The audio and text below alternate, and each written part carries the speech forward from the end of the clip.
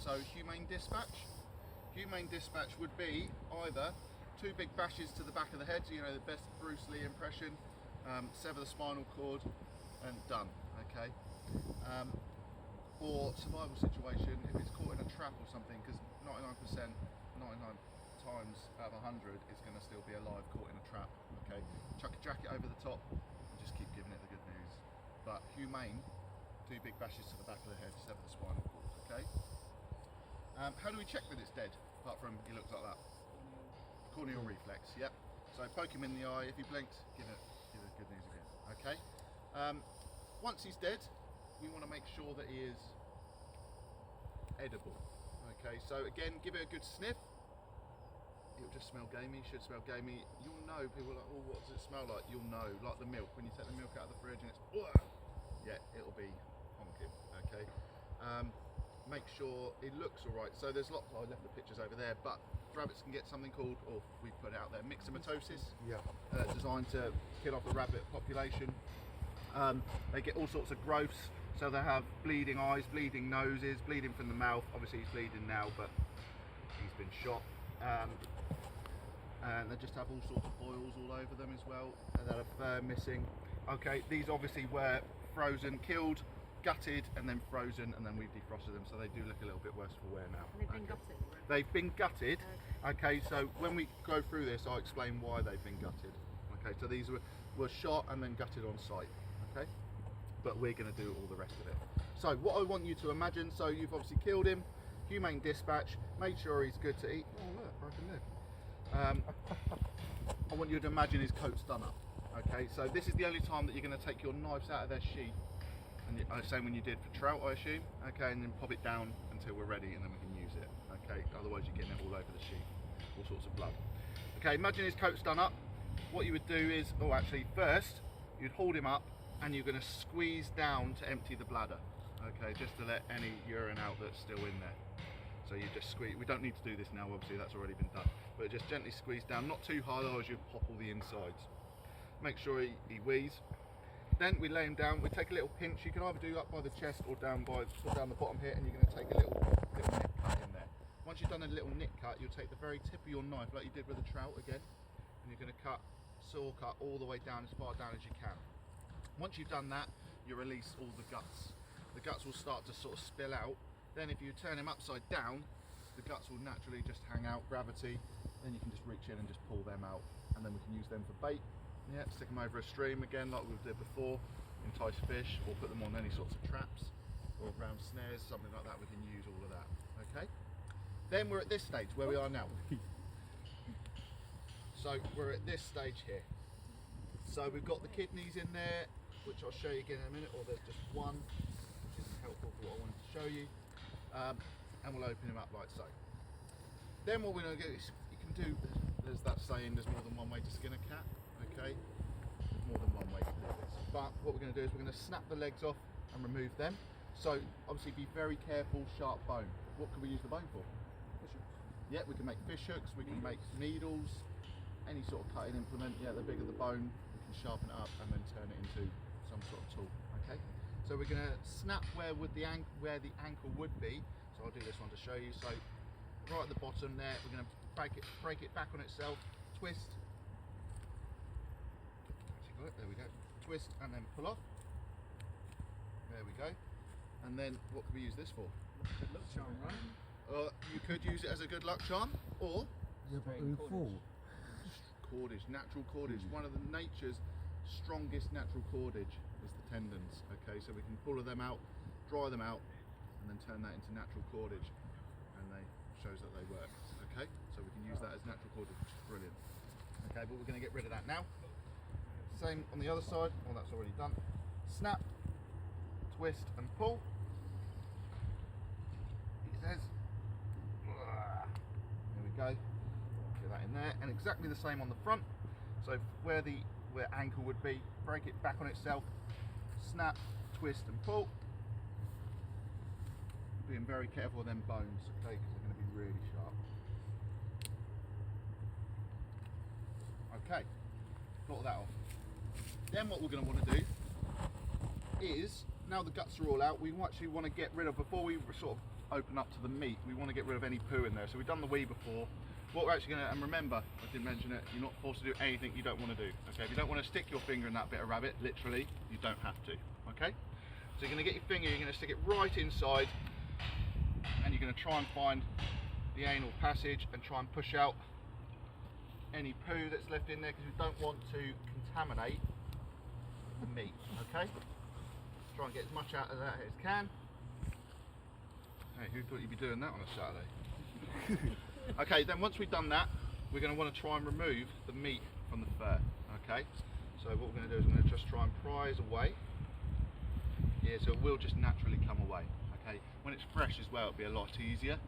Okay, so it's all really warm and fresh, and you're just going to prise that all the way around. We're going to try and make our way all the way around. So I'll do the same on this side. So find the fur and the flesh underneath. Okay, it will go eventually. All the way around until we can see light the other side. Okay, once we've got light the other side, we're left with Louis Vuitton handbag. Okay, or Louis Vuitton bunny. Okay, so making light heart of it, but it shows you what bits you need to do in what order. So you got to Louis Vuitton bunny. Okay, then we're going to go all the way down to his legs. We're going to pull, find where the bone is poking out. We're going to poke up through the knee, or where the knee would be, all the way up. Can you see that coming through? Yeah. And then exactly the same again. Get your fingers underneath the flesh there and pull. So you're just taking his waterproof jacket off, basically, or his Gore-Tex jacket. All the way to there. Exactly the same on the other side. So you're going to get the leg and find it, push it through. Does that make sense? Yeah. Sometimes a little stiff, you need to put a bit of effort in. There we go. So there's that one. Exactly the same on the front. So you might need to make a little bit more of a cut going up towards the chest if it hasn't gone all the way up. So what could we use the pelt for? What could we use the fur for? Nice hat. Yeah. If you get two of these, you can make a nice glove. Or a hat, survival hat. So a bit stinky, but it will work. Clothing? Yeah, clothing, yeah. So again, exactly the same as before. Decoy rabbit. A decoy rabbit, yes. Push that all the way through. Yeah. Come on. Tough bunny. Yeah. And then exactly the same on the other side. Where are you? He has, he's left the disco songs. Yeah. Old school raver. There it is. It's a little bit tough. I think it's where it's been shot through there. The trauma has sort of mashed it all up. The bones a bit sharper. Come on. There we go.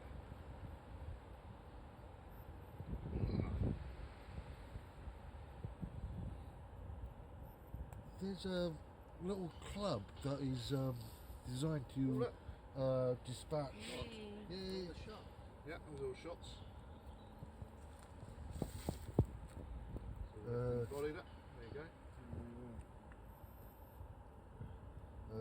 To actually dispatch like small game. Yep. And there's a specific name for it. Oh, I don't know. Oh, a priest. Sorry. Yeah, Yeah, the club. Yeah, a priest. Yeah, the priest. So once you've got all four legs out, okay, you're going to grab and you're going to pull towards the back, and there we go. Leave his tail there, and you're left with Super Bunny. Okay, so he's got his cape on, he can fly around. Okay? Happy with that? Then what we're going to do is pull it all the way up. Look at all these shots everywhere. Loads. Pull it all up over his head, so all the way up over the neck. You're going to cover his head because he's not going to want to see what happens next. Up as far as you can. Cover his head up. There we go. And then you're going to squeeze around the neck, twist and pull and take the head off. Okay. That's where you might get a bit of a splatter as well. Oh.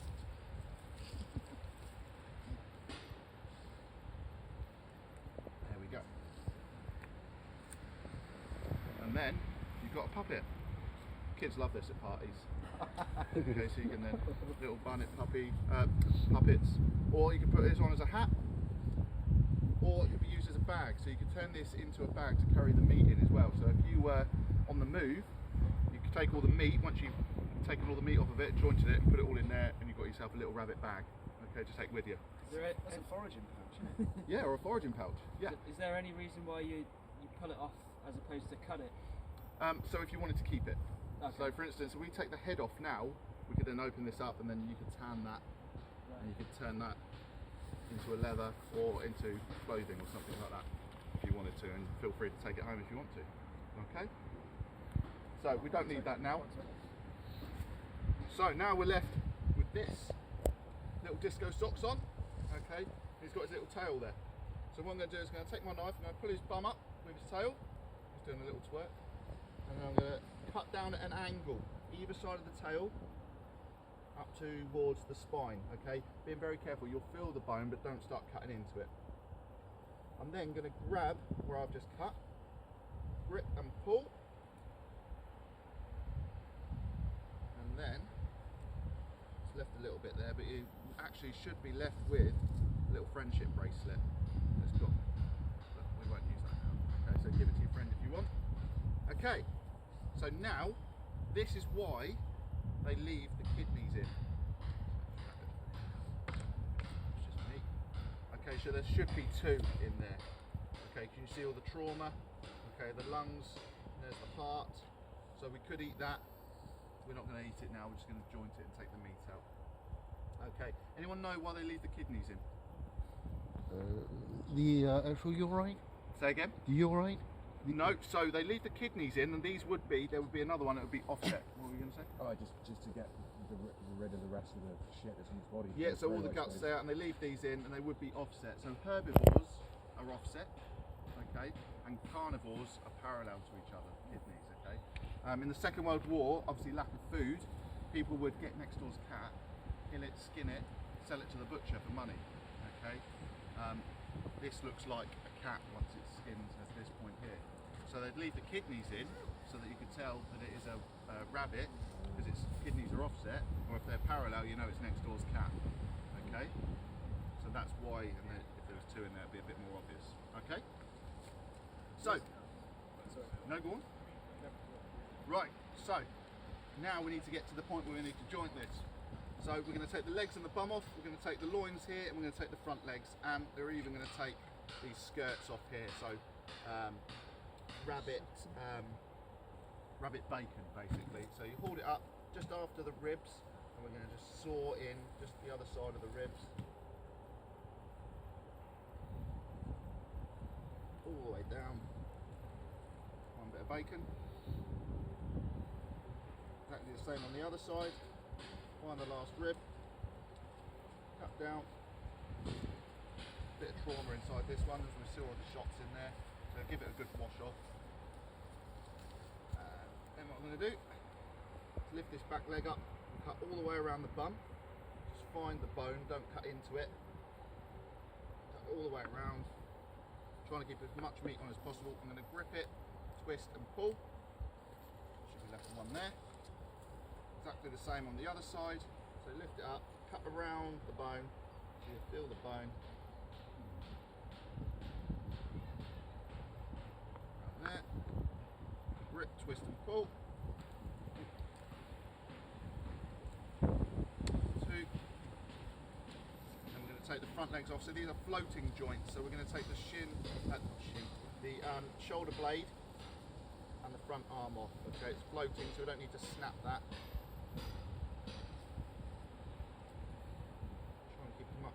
Possible. Obviously in a survival situation I would get to the point of skinning it, gutting it, skinning it and leaving it how it was, stick a stick up its bum, out of its neck, straight over the fire, cook it like that and then eat everything off the bone. But for now we're just going to get the nice bits. And what we're going to do is we're going to cut all the meat off of this and then we can then fry that up, flash fry it. Or if this was going in a pot as a stew, then we could do keep it all on the bone. But we're not now. Then what we can do different ways. Just after the last rib, cut all the way up to the spine, both sides. So find the last rib, cut all the way up to the spine, and we can snap the back on itself, twist and pull that off. This could go in, so that the rib cage could go in a stew, and you could a broth and boil that up. But we're going to get rid of that now. We'll get rid of that. So some people like to stick the whole thing in, but I think you're just left with ribs and stuff like that. But we're obviously going to cut all the meat off. So along either side of the spine, carefully cut down. Anyone had deer? Yeah. Best part of the deer, isn't it? The loins. Yeah, animal fat. Yeah. Pull that down. This is where you will lose lots of bits, but try and prize that all away. Cut it away, prize it away, and then we're going to cut it up.